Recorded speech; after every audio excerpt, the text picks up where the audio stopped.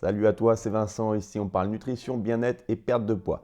N'hésite pas à t'abonner dès maintenant pour être au courant des nouvelles vidéos. Dans cette vidéo, on va voir 6 astuces pour brûler plus de calories au quotidien. Alors pourquoi? Tout simplement parce qu'il n'y a qu'une seule solution si tu veux perdre du poids. Il faut que tu sois en déficit calorique à la fin de ta journée. Comment on fait? Soit tu brûles plus de calories, soit tu réduis ton apport calorique. C'est la seule solution.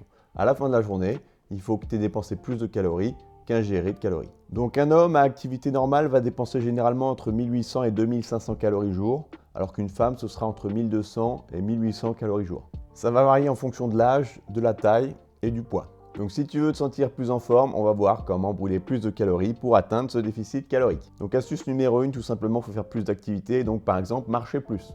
Marcher plus, ça peut être très simple, ça peut être changer des petites habitudes qu'on n'a pas forcément. Si tu habites au 2e, 3e étage, par exemple, prends les escaliers au lieu de l'ascenseur. Tu vas voir que ça, si tu fais ça tous les jours, tu vas sur le long terme voir des résultats. Sinon, si tu fais de la marche tout simplement, essaie de marcher vite ou en changeant le rythme, c'est pas mal aussi. Et au moins 30 minutes par jour. Donc pour les petits trajets, toujours privilégier la marche plutôt que la trottinette électrique ou des choses comme ça. Même si tu n'as que 2 stations de métro dans ton trajet, pas essayer de les faire à pied plutôt que de prendre systématiquement le métro par exemple. Deuxième astuce, privilégier les exercices de haute intensité. Tu tapes dans le cœur, tu pars en haute intensité, par exemple tu fais de la corde à sauter et tu fais des petites pauses pour récupérer et tu recommences haute intensité, petite pause, haute intensité. Là, tu brûles un peu plus de calories. Ça t'évite en plus de devoir partir sur 45 minutes de jogging où ça te prend pas mal de temps dans ta journée.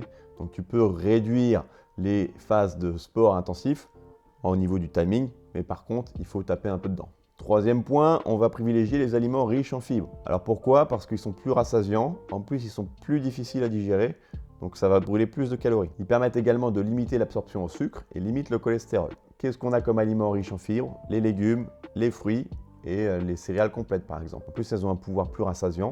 On en mange moins généralement, donc on limite son apport calorique. Quatrième point, il faut dormir suffisamment. La plupart des gens ne dorment pas assez.